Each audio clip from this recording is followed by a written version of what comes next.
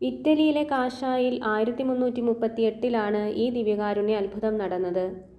മരണാസന്നനായ ഒരു രോഗിക്ക് ദിവ്യകാരുണ്യം സ്വീകരിക്കണമെന്ന അതിയായ ആഗ്രഹം അദ്ദേഹത്തിൻ്റെ വീട്ടുകാർ കാശായിലെ ഒരു സന്യാസ പുരോഹിതനെ അറിയിച്ചു. വൈദികൻ ഉടൻ തന്നെ ആ രോഗിയുടെ വീട്ടിലേക്ക് തിരുവോസ്തിയുമായി തിരിച്ചു.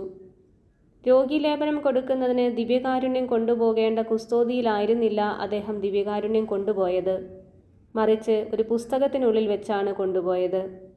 രോഗിയായ കർഷകനെ കുമ്പസാരിപ്പിച്ച ശേഷം ദിവ്യകാരുണ്യം നൽകാൻ പുസ്തകം തുറന്നപ്പോൾ കണ്ട കാഴ്ച ആ പുരോഹിതനെ അത്ഭുതപ്പെടുത്തി.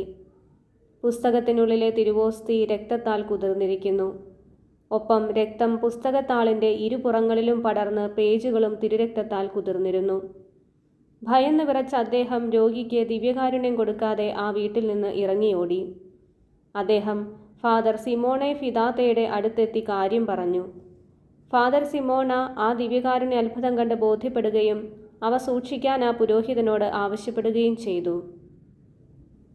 തുടർന്ന് അദ്ദേഹം പുസ്തകത്തിനുള്ളിൽ തിരുവോസ്തി വെച്ചുകൊണ്ടുപോയ പാപത്തിന് ആ പുരോഹിതന് മാപ്പ് കൊടുത്തു.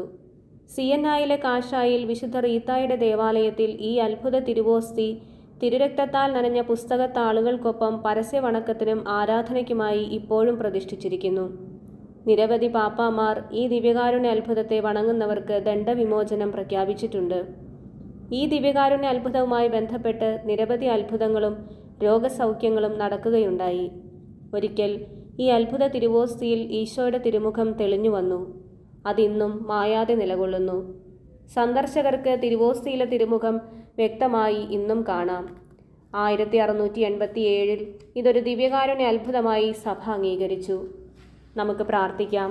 പാപികളുടെ മാനസാന്തരം അതിയായി ആഗ്രഹിക്കുന്ന പരിശുദ്ധ പരമദിവ്യകാരുണ്യമേ, നിരവധിയായ പാപങ്ങളിലേക്കുള്ള ഞങ്ങളുടെ വീഴ്ചകളെ ഓർത്ത് ഞങ്ങൾ ദുഃഖിക്കുന്നു. പാപബോധം ഞങ്ങൾക്ക് നൽകണമേ. യഥാർത്ഥ മനസ്താപത്തോടെ അങ്ങേ സന്നിധിയിൽ അണയുവാൻ ഞങ്ങളെ അനുഗ്രഹിക്കണമേ.